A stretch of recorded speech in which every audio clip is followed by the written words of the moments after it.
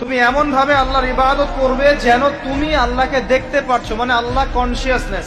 আপনি নামাজ পড়ছেন, মনে মনে চিন্তা করছেন আল্লাহ আমাকে দেখছেন। আপনি ব্যবসা করতে বসেছেন, মাপছেন, ওজন দিচ্ছেন, একটু কম বেশি দেওয়ার সুযোগ আছে, কাস্টমার দেখছেন আপনাকে, কিন্তু আপনি চিন্তা করছেন আল্লাহ আমাকে দেখছেন। আপনি কি বুঝতে পারছেন? কি বুঝতে পারছি? আপনাকে একটা বিল পাস করতে দেওয়া হয়েছে, আপনার সুযোগ আছে এখানে দুর্নীতি করার, আপনাকে টেবিলের তল দিয়ে টাকাও দেওয়া হয়েছে, আপনি নেওয়ার আগে চিন্তা করছেন যে আল্লাহ আমাকে দেখছেন। আপনি আপনার বান্ধবীর সাথে পড়াশোনা করছেন, প্রিমিক্সিং এ আপনার বান্ধবী আপনাকে প্রপোজ করছে, চলো আমার সাথে একটু কফি খাও, চলো না একটু ঘুরে আসি, বান্দরবন ঘুরে আসি, চলো না একটু ঘুরে আসি। ঘুরলে কি সমস্যা? বন্ধু বান্ধব একসাথে ঘুরতেই পারে। আর আমি তো তোমাকে ভালোবাসি, তোমাকে বিয়ে করবো, সমস্যা কোথায়? তাই না ভাই? তখন আপনি চিন্তা করছেন যে আল্লাহ আমাকে দেখছে, আল্লাহ আমাকে দেখছে। আপনার সামনে সুযোগ আছে সুদের টাকা খাওয়ার, আপনি চিন্তা করছেন যে আল্লাহ আমাকে দেখছে। সামনে আপনার জমি আছে, আপনি তামাক লাগাবেন না কলা চাষ করবেন, এখন তামাক লাগাতে গিয়ে চিন্তা করছেন আল্লাহ আমাকে দেখছে। আমি কি বুঝাতে পারছি ভাই? এইভাবে প্রতিটা কাজ করা যে আল্লাহ আমাকে দেখছেন, এই চেতনার নাম হচ্ছে ইহসান। কি নাম? এটা অনেক উচ্চ পর্যায়ে। এই পর্যায়ে গেলে মানুষ আল্লাহর মারিফত পেয়ে যায়, এই পর্যায়ে গেলে মানুষ আল্লাহকে পেয়ে যাবে ইনশাআল্লাহ তাআলা। যখন একজন মানুষ প্রতিটা কাজে ফিল করবে যে আল্লাহ আমাকে দেখছেন। এই যে আপনি রোজা রাখবেন, খাবেন না, পানাহার করবেন না, বাথরুমে গিয়ে পানি খেতে পারেন না, কেউ দেখবে? কেন খান না? কি জন্য খান না? মনে করেন না যে আল্লাহ আপনাকে দেখছেন? এইটাই হলো ইহসান, যে আপনি চিন্তা করছেন আল্লাহ আমাকে প্রতিটা কাজেই দেখছে। আপনি আল্লাহ বিরোধী কোনো কাজ করতে পারি না, আল্লাহ আমাকে দেখছেন। আমি কারো প্রতি জুলুম করতে পারি না, আল্লাহ আমাকে দেখছেন। বোনের সম্পত্তি আত্মসাৎ করতে পারি না আমি, আল্লাহ আমাকে দেখছেন। নামাজ না পড়ে আমি বাসায় ঘুমিয়ে থাকতে পারি না, আল্লাহ আমাকে দেখছেন। যাকাত না দিয়ে আমি থাকতে পারি না, আল্লাহ আমাকে দেখছেন। রমজানের রোজা না রেখে আমি থাকতে পারবো না, আল্লাহ আমাকে দেখছেন।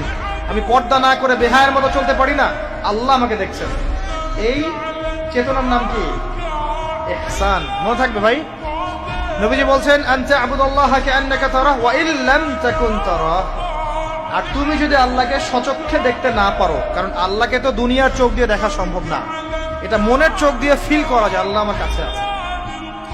যদি তুমি আল্লাহকে দেখতে না পারো তাহলে জেনে রেখো ওয়া ইন লাম তাকুন তারাহু ফাইন্নাহু ইয়ারাক, যে আল্লাহ পাক তোমাকে দেখছেন। এই চেতনা লালন করো।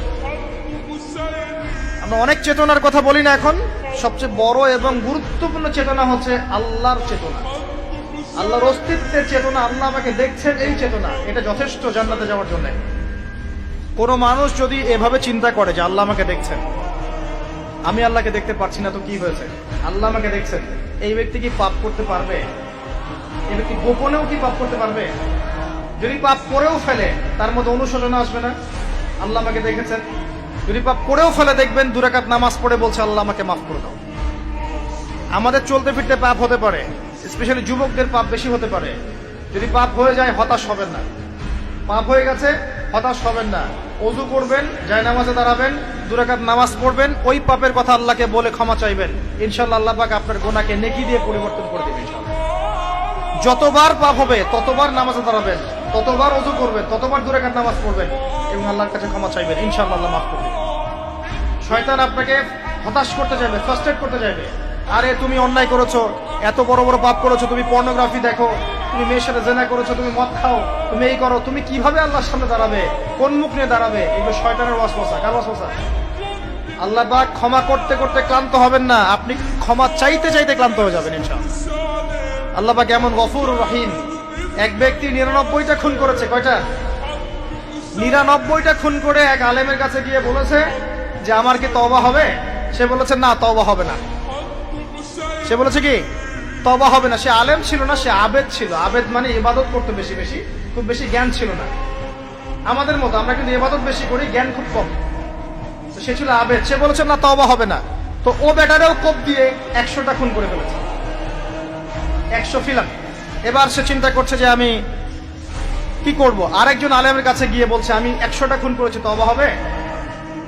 এই আলেম সত্যিকারের আলেম ছিলেন, তিনি বলেন হ্যাঁ তওবা হবে, তুমি ইস্তেগফার করো এবং এই এলাকা থেকে চলে যাও, অন্য এলাকায় গিয়ে থাকো, অন্য একটা এলাকায় গিয়ে থাকো, এখানে তোমার স্মৃতি জড়িত আছে, অন্য জায়গায় হিজরত করে গিয়ে থাকো। তো সে ব্যক্তি চলে গেল, যাওয়ার পথে তার মৃত্যু হয়ে গেছে। আল্লাহ পাকের ফেরেশতা চলে এসেছে, আযাবের ফেরেশতা এবং জান্নাতের ফেরেশতা তারা নিজেদের মধ্যে এখন তর্ক করছে কে রূহটা নেবে, আত্মাটা কে নেবে। ওই যে রূহ কাকে বলে, সায়েন্সকে জিজ্ঞাসা করেন, সায়েন্সের প্যান্ট খারাপ হয়ে যাবে, রূহ কাকে বলে উত্তর দিলে।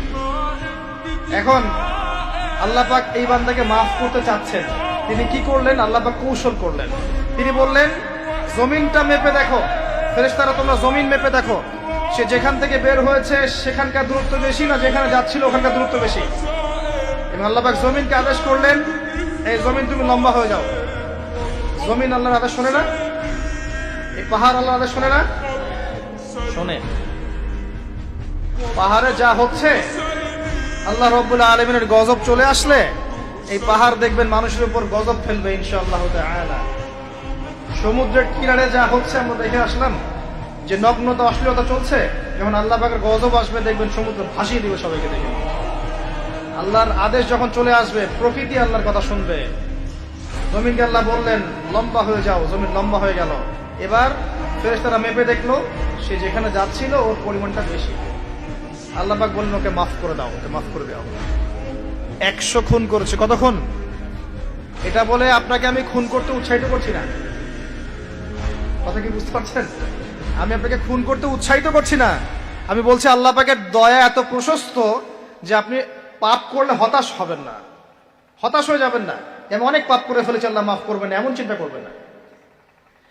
আরেক ব্যক্তির ঘটনা আছে, এগুলো কিন্তু গল্প না, এগুলো বনী ইসরাইলের কাহিনী, সত্যিকারের ঘটনা। আরেক ব্যক্তি এত বেশি পাপ করেছিল